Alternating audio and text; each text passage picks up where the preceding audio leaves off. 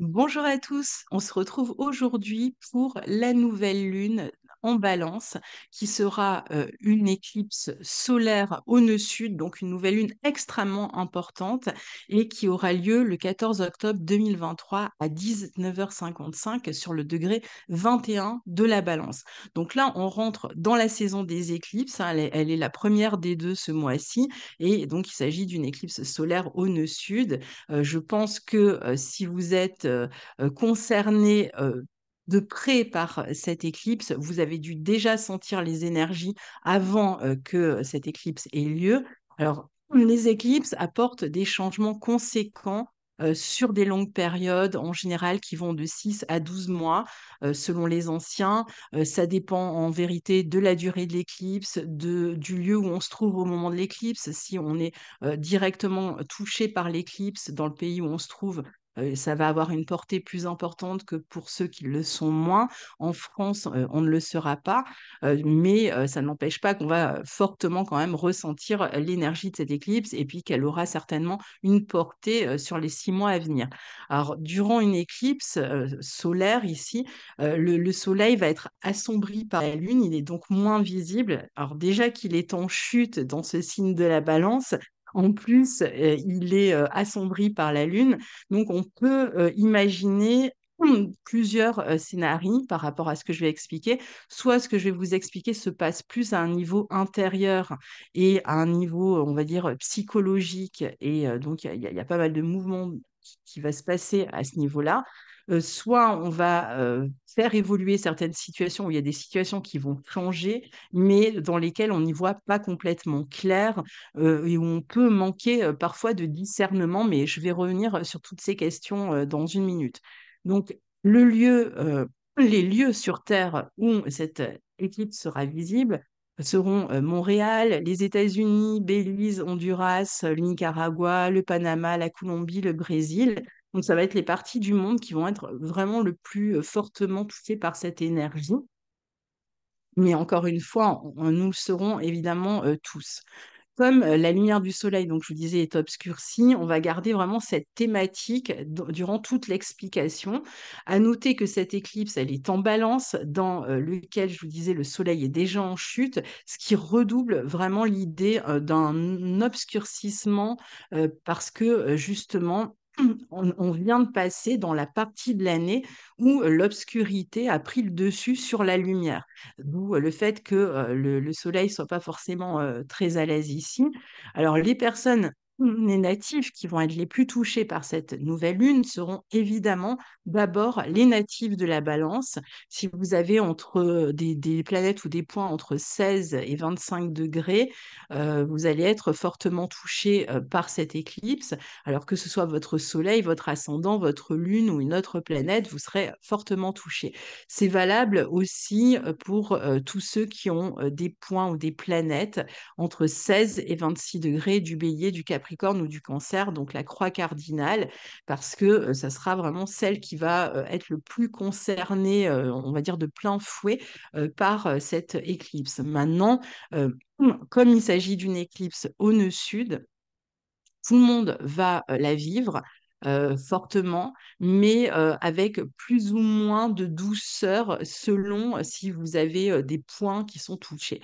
Alors, regardez où se situe ce 21e degré de la balance dans votre thème, dans quelle maison, et vous saurez où ce que je vais vous expliquer a lieu pour vous, ce que vous avez à laisser, si vous voulez, et ce dont vous allez devoir vous détacher entre maintenant et les 6 à 1 an, 6 mois à 1 an à venir. Alors, il s'agit, je vous disais, néanmoins d'une nouvelle lune hein, qui signe un nouveau départ dans cette maison de votre thème. Donc, si vous ne connaissez pas les significations des maisons, vous avez des tutos dans la barre de description qui vous aident à vous repérer. Et à noter que cette nouvelle lune est aussi conjointe à Mercure, en plus d'être conjointe au nœud sud, qui lui-même est conjoint à Pallas. On va en parler dans un instant. Donc, on va commencer quand même par là, parce qu'il y a beaucoup à dire sur cette éclipse. Je vous rappelle en passant que les calendriers 2024 sont sortis et que vous pouvez vous les procurer dans l'adresse qui est en barre de description. C'est le calendrier que nous créons chaque année avec Guillaume Cosnier qui reprend tous les transits de l'année, justement les nouvelles lunes et les pleines lunes, les éclipses aussi, qui sont à chaque fois interprétés par nos soins. Donc non seulement les aspects sont répertoriés, mais ils sont aussi analysés et vous avez les degrés et les signes dans lesquels ça se passe. Donc, en plus de tous les aspects de l'année, on a les nouvelles et les pleines lunes, les éclipses, la lune noire aussi en signe, un niveau personnel et collectif. Donc, n'hésitez pas. Ça y est, il est disponible. Donc, en général, au moment des éclipses, il y a des questions qui se posent. Il y a des problèmes à résoudre et les éclipses exercent une sorte de pression en fait sur ces situations et c'est cette pression qui nous permet, même si on n'est pas toujours extrêmement actif avec une éclipse au nœud sud, c'est-à-dire que les choses se font un peu malgré nous, hein, il y a quelque chose un peu de karmique qui vient un peu nous pousser dans une direction et donc à force de répétition, de cette pression et qui permet de développer une forme de capacité à regarder le problème sous un angle différent, peut-être de clarifier au mieux une situation ou d'améliorer une situation, ou alors d'en prendre, de réaliser en fait ou de se rendre compte qu'en fait on est en train de se détacher d'une situation. Alors, le signe de la balance, c'est un signe, donc ce signe dans lequel se déroule cette éclipse, c'est un signe qui est lié à la notion de relationnel, hein, de couple, d'association, de collaboration, c'est la vie sociale, c'est toutes les relations officielles et légales ou les négociations officielles et légales, mais c'est aussi la maison des ennemis déclarés, donc hein, ceux dont on sait qu'ils sont nos ennemis. Alors, c'est peut-être un mot fort parfois, le mot ennemi, parce que les ennemis, ça peut être des personnes extérieures. On a vu là ce qui pouvait se passer avec la guerre en Israël, qui vient de démarrer au moment où j'enregistre cette vidéo, mais dont surtout qu'on avait un Mars aussi hein, en balance, donc c'est d'autant plus fort, ça ne sera pas le cas au moment de l'éclipse, mais l'ennemi, ça peut être aussi nous-mêmes. On va essayer de comprendre ça et d'analyser ça. Donc, les questions, en tout cas, de couple, d'association, de collaboration, toutes les questions officielles, la vie sociale, légale, les contrats aussi seront fortement concernés. En gros, tout ce qui nous engage ou qui nous met en relation avec autrui. Donc, contrat, association, action légale. Et ça vaut aussi tout ce qui concerne les traités de paix. Le signe de la balance, à la base, c'est un signe qui recherche la paix et l'équilibre. Et donc ici, ça peut être justement un problème de maintenir en fait cette paix. Or, sur le plan relationnel, c'est un signe qui recherche l'équité, la justice, l'objectivité, la paix, hein, et qui permet aussi de débattre, de regarder tous les aspects d'une problématique ou d'une situation ou d'une relation. Donc, ce signe de la balance a quand même cette capacité à chercher un jugement juste et équilibré. Alors là, ça sera justement un peu plus compliqué. Cet aspect-là de la balance sera un peu menacé. Alors, je vais peut-être d'abord, avant d'aller plus loin, vous montrer la carte pour que vous puissiez suivre avec moi, pour ceux qui connaissent l'astrologie, qui voient un petit peu de quoi il s'agit. Donc, vous voyez, vous avez ici la nouvelle lune, hein, donc la lune et le soleil, donc cette fameuse éclipse, puisqu'elle est conjointe au nœud sud. Et on a Mercure. Je vais peut-être vous mettre Palace aussi, que vous puissiez voir. Euh, on fait ça en direct, comme ça vous l'avez sous les yeux, donc ici. Ici, la nouvelle lune se situe ici. Alors la particularité, c'est que le nœud sud est carré à Pluton lors de cette éclipse.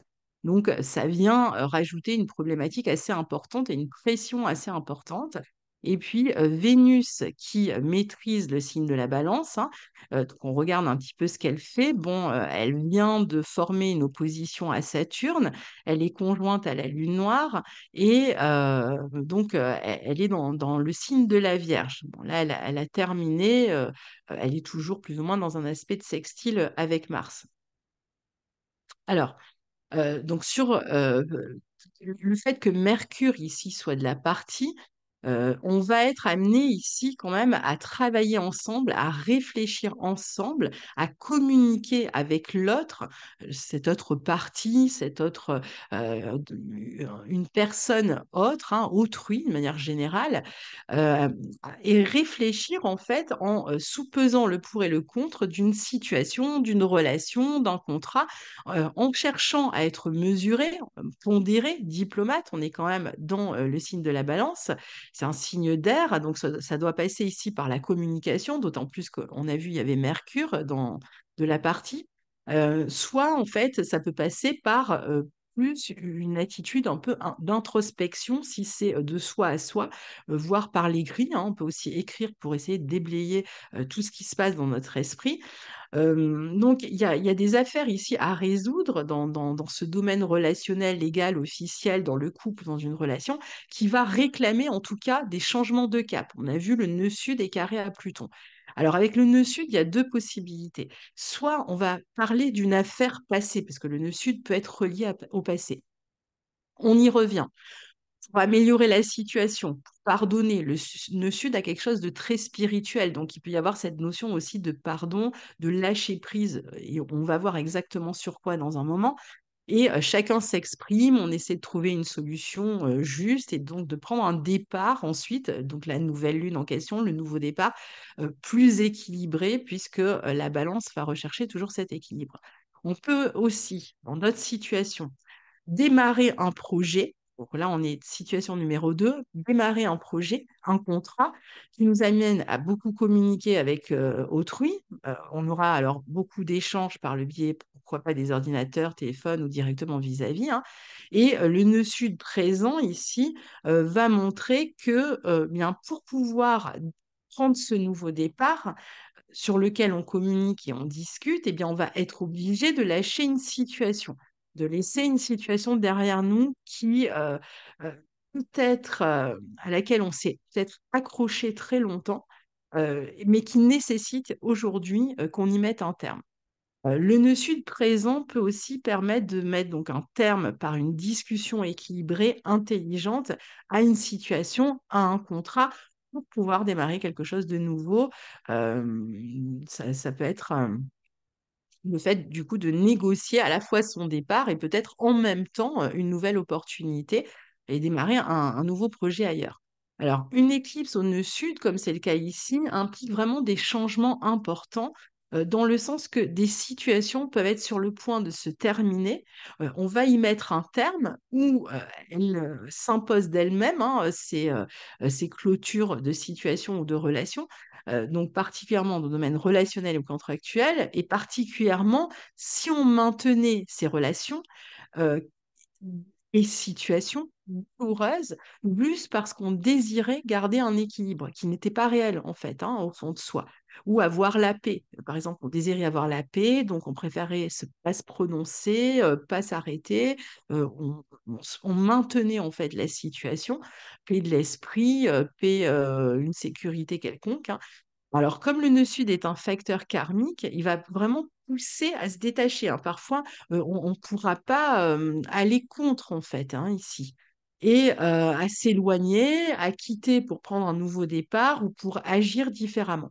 Alors, avec la conjonction à Mercure, c'est le moment vraiment pour avoir une discussion à cœur ouvert à ce propos, qui peut être difficile, mais qui va permettre ce nettoyage ou au mieux une évolution intéressante dans la situation ou la relation concernée, ou juste trouver une entente juste ou une solution juste pour s'en éloigner, s'en détacher.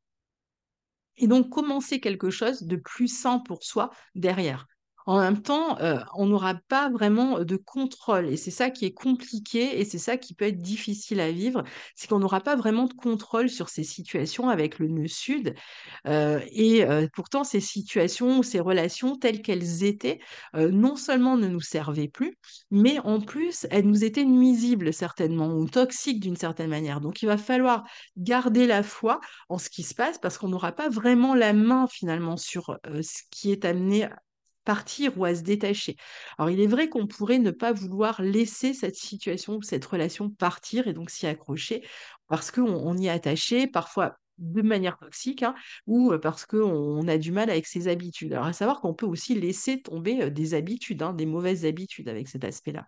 Alors, comme Pluton, donc, je vous le disais, est au carré des nœuds lunaires, il est clair que sur le plan psychologique aussi, il y a comme un reset à faire ici, une manière de faire des peurs importantes qui doivent être nettoyées ou discutées ou écrites ou introspectées à l'aide d'un thérapeute ou seul, parce qu'il y a des schémas ici enfermants qui sont extrêmement nocifs pour nous. Alors, ça peut être très perturbant sur le plan psychologique, mais en même temps, on peut se transformer extrêmement efficacement ici.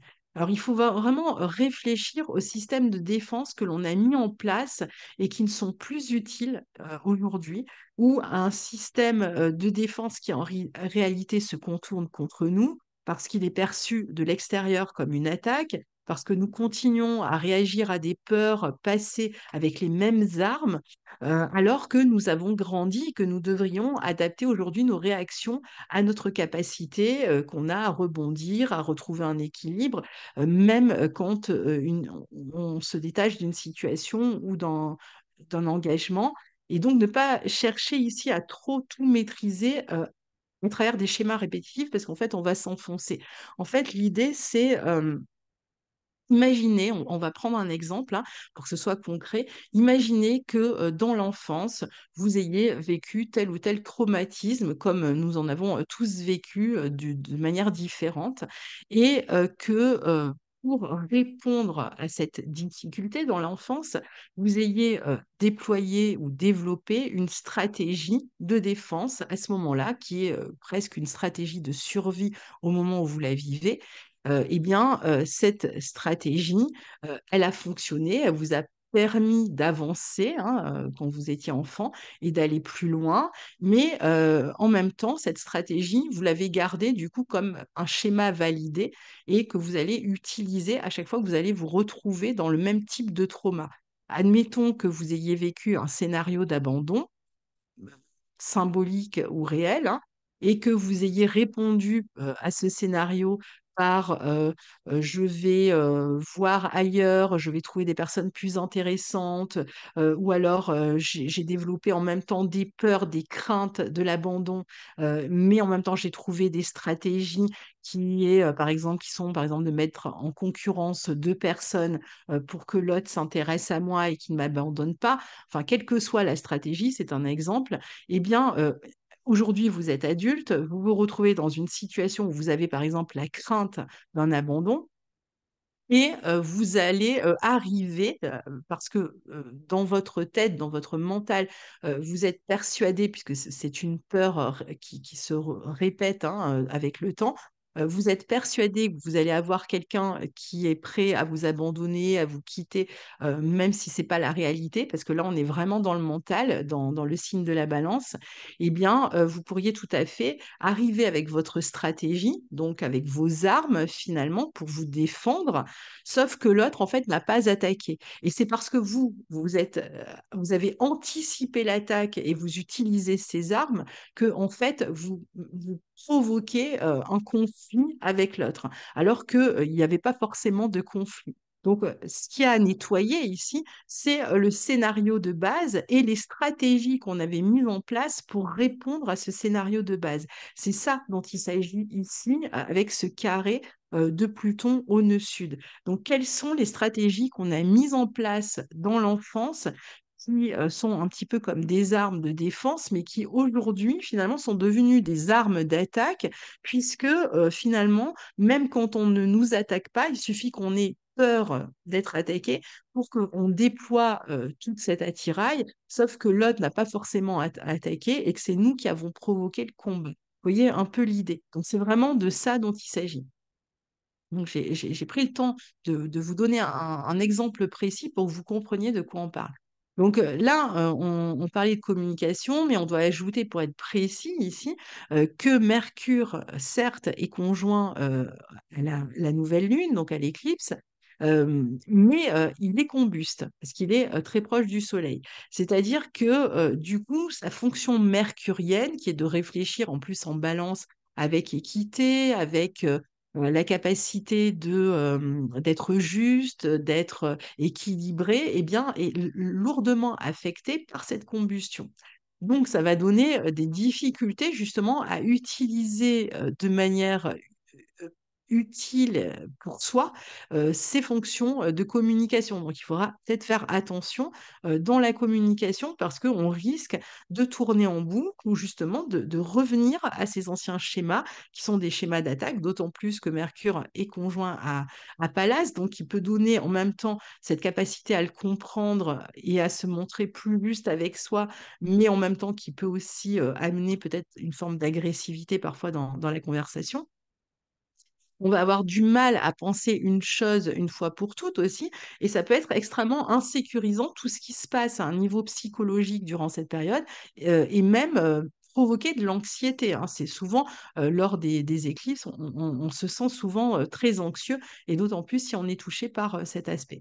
Alors ça ajoute du coup à la notion de peur, de crainte qui sont réveillées, tout se passe à un niveau très intérieur et comme Mercure est lié au mental, il est fort possible que les peurs et l'anxiété, finalement, ne relèvent pas de la réalité, comme je vous le disais, mais plus du mental, plus de cette crainte, hein, ce fameux schéma premier, originel, qu'on craint de voir se reproduire, mais qui n'est pas forcément réel, en fait, hein.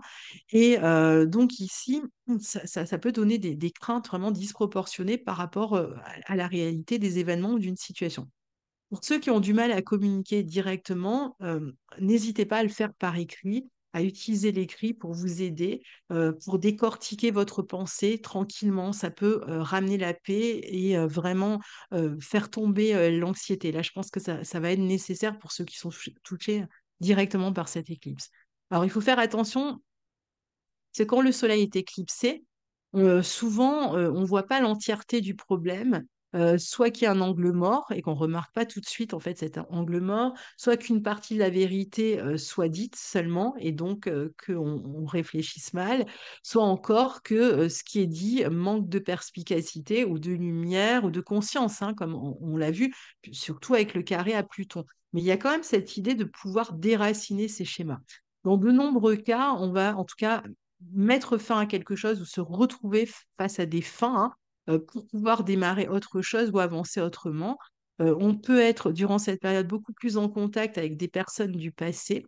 Vénus, qui maîtrise cette éclipse, je vous disais, est en Vierge, conjointe à la Lune noire, elle vient de former l'opposition à Saturne.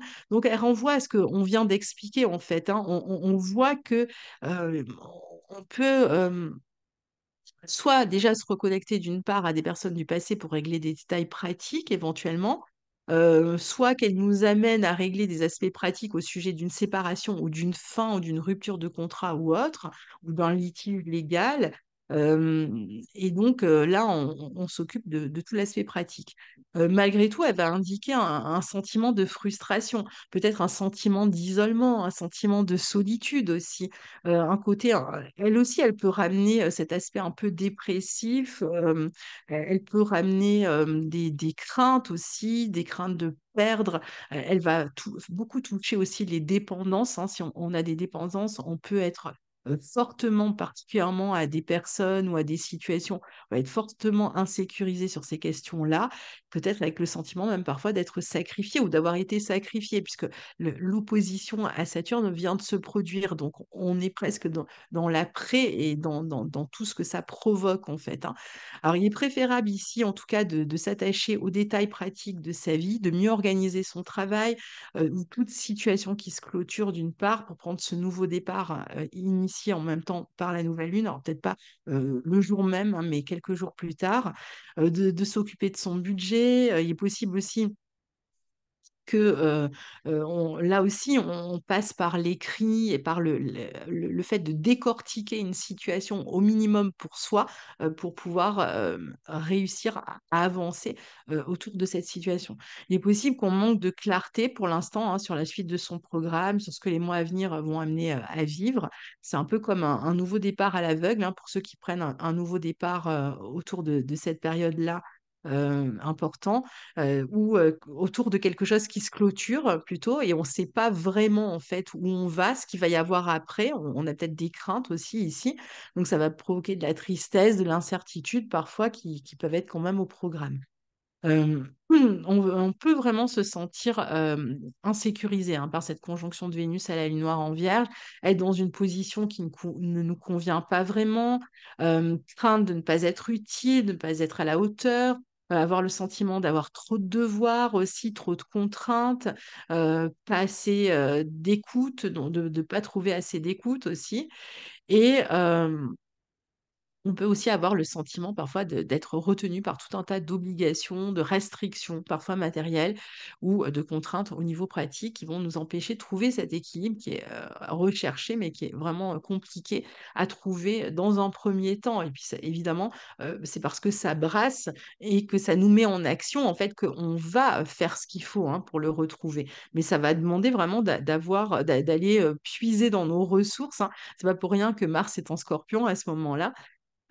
Donc, certainement que d'ici les 6 mois à venir, en tout cas lors de l'éclipse en Bélier du 8 avril, la situation sera beaucoup plus dynamique, beaucoup plus claire, mais ça évoluera bien sûr avant.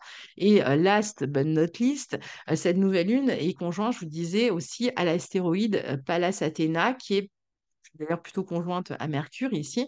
Donc très bien située dans ce signe de la Balance avec laquelle elle partage beaucoup de valeurs comme celle de la sagesse, de la stratégie. Donc on voit bien que ces discussions ici vont réclamer peut-être un côté un peu combatif, hein, parce que c'est quand même aussi un des aspects de Pallas Athéna.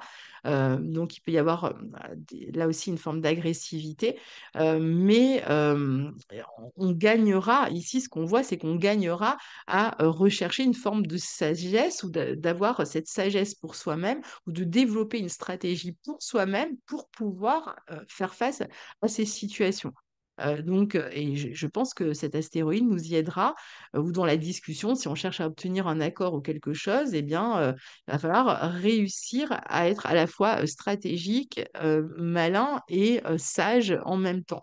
Ne pas chercher le combat à tout prix, parce que ça pourrait fortement nous retomber dessus. Il y a l'idée aussi qu'on cherche une solution à une situation qui nous lie à une autre personne ou à un autre parti, et peut-être une négociation à mener aussi, quelqu'un à convaincre. Donc ici, va falloir faire attention à pas se montrer menaçant, à rester juste et équilibré aussi, et à ne pas sortir ses armes euh, pour régler finalement cette situation. Parce que sinon, c'est un combat qu'on est amené à mener, hein, et qui peut se poursuivre pendant un certain temps. Donc, voilà, je vais arrêter le partage. Donc, voilà pour cette nouvelle lune, éclipse solaire extrêmement forte, hein, vraiment, hein. Donc, ben, n'hésitez pas à partager vos expériences. On essaiera de se soutenir les uns les autres. C'est pas, il y a rien de catastrophique, attention, hein, je veux pas être non plus alarmiste, mais c'est important quand même de savoir quand on a cette énergie-là euh, parce qu'on pourrait vraiment mal le vivre, et plus on va être prévenu et plus en ayant discuté ensemble, on va trouver justement les stratégies personnelles qui vont nous aider à traverser cette situation compliquée, et pour mieux avancer par la suite. Donc, je vous souhaite une très belle éclipse solaire en Balance, et je vous retrouve très bientôt pour la suite des aventures astrologiques. Au revoir.